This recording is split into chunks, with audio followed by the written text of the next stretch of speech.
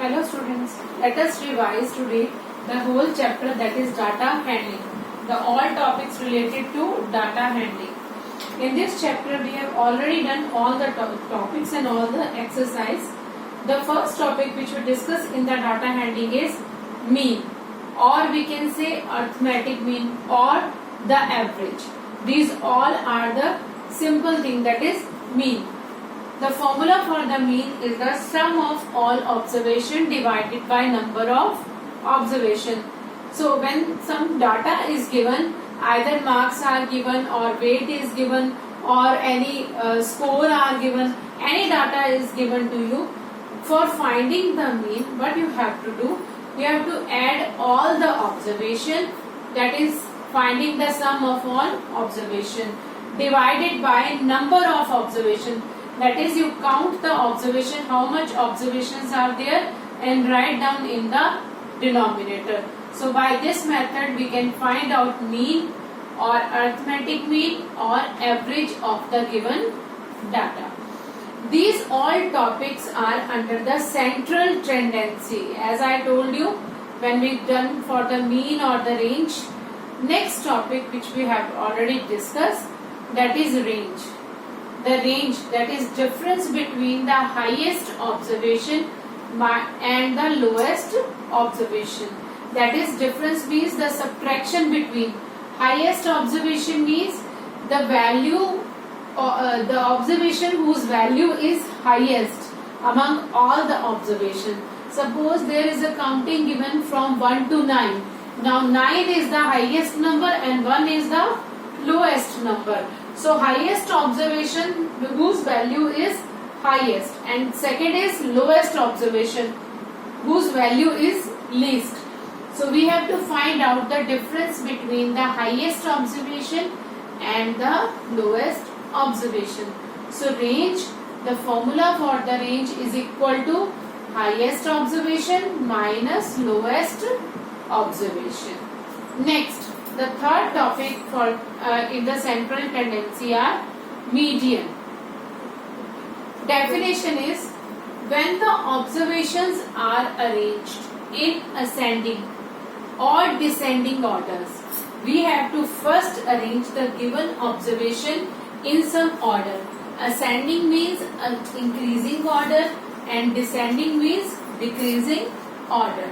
So first of all, observe the given observation and arrange the observation in any one order. Then find out the middle observation, and that observation is called median. You can count the observation after placing the observation or after arranging the observation in ascending or descending order. Then find the middle observation. Now median is equal to, we can also find out the number of median. This is the formula to find out which observation is in the middle, because in some questions it is given that suppose total observations are written as n. So the total observation may be odd or the total observation are may be even. Odd means a number which is not divisible by 2, and n is even means the number or the any observation which can be divisible by 2. So if number is not divisible by 2, then the formula to find out which observation act as a median is n plus 1 by 2th observation. This is the formula only to find out the number of observation, which observation act as median. But the answer is that observation which is in the ascending or descending order. Now, the number we can find out if n is odd is n plus 1 by 2th observation is the middle observation or the observation which is called as median. Next formula, n by 2th observation plus n by 2 plus 1th observation divided by 2. Actually, when n is even, there are two middle terms. Suppose n is 8, then there are two middle terms. In that case, we can find out these two middle observations with the help of this formula. If n is equal to 8, put the value of n 8 by 2, that is fourth observation. Similarly, 8 by 2 plus 1, that is fifth observation. So the value of fourth observation plus the value of fifth observation, both the observation actually act as median, but there must be one answer for one median. So we can find out the middle of these two observations or the mean of these two observations. How we can find out mean of any terms? Sum of observations divided by number of observations. So for the median, we have only two terms in the middle. So the n by 2th observation plus n by 2 plus 1th observation. For n is equal to 8, fourth and fifth observation values divided by 2. So that gives the one answer for the median. If n or there is only one middle term, and that is the answer for the median. Alright, so for finding the median, you must remember first arrange the given data into ascending or descending order. We basically prefer towards the ascending or the increasing order. Then we can find out the middle observation, and then with the help of these two formulas, and the value gives us the answer. Next, the fourth topic in the central tendency are the observation which occur maximum number of time in the given data is called mode. The observation which occur maximum time means that repeated again and again, and that observation is repeated maximum number of time, or whose frequency is maximum. That observation is known as mode. So these are the topic related to the central tendency, that is mean, range, median and mode. For finding mode, we can draw a frequency table also. As I give you an example in which number of observations are written and their frequency are written. So by that method we can also find out the mode. So mode is the observation, that observation which occur maximum number of time in the given data. Next topic which we discuss after central tendency are the bar graphs. That is bar graph and double bar graphs. Both we have discussed. The definition of bar graph is: a bar graph is a representation of numbers using bars of uniform width. Means a bar graph is a representation. Actually it is a picture representation, but using the bars.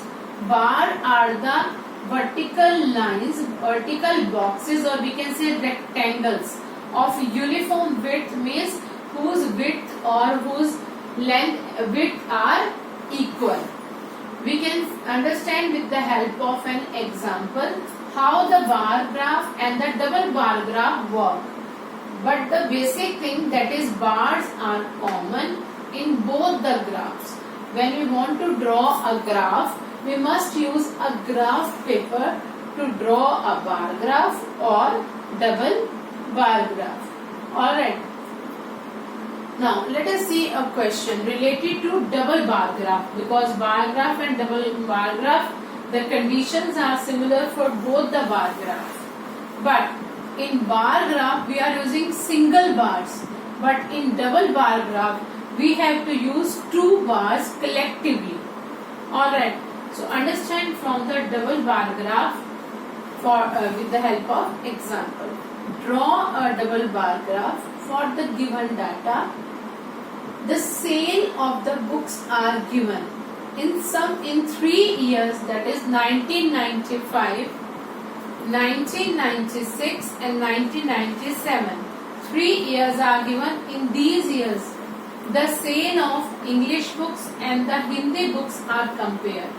Basically, double bar graph is used for the comparison of the same quality, that is English and Hindi both books are given. In 1995, the sale of English books are 300 and the sale of Hindi books are 500. In 1996, the sale of English books are 400 and the sale of Hindi books are 500. And in 1997, the sale of books for the English are 450 and the sale of books of Hindi are 600. So, by using this data, first of all observe the data which is given to you and how you select the x-axis as well as the y-axis. X-axis, that is horizontal axis, y-axis, that is vertical axis. We can compare these two data with the help of the bars. Now, the first thing which we have to discuss, first is scale. Scale must be written with the bar graph. Scale means how you select, how you distribute the given graph paper. One unit, that is 10 small lines is equal to 1 unit. So scale is equal to 100 books is equal to, we can write 1 unit. Here you can also write 1 unit is equal to 100 books. Now 0 to 100, I have selected that 100 books are equal to 1 unit. But in bar graph we have only select scale.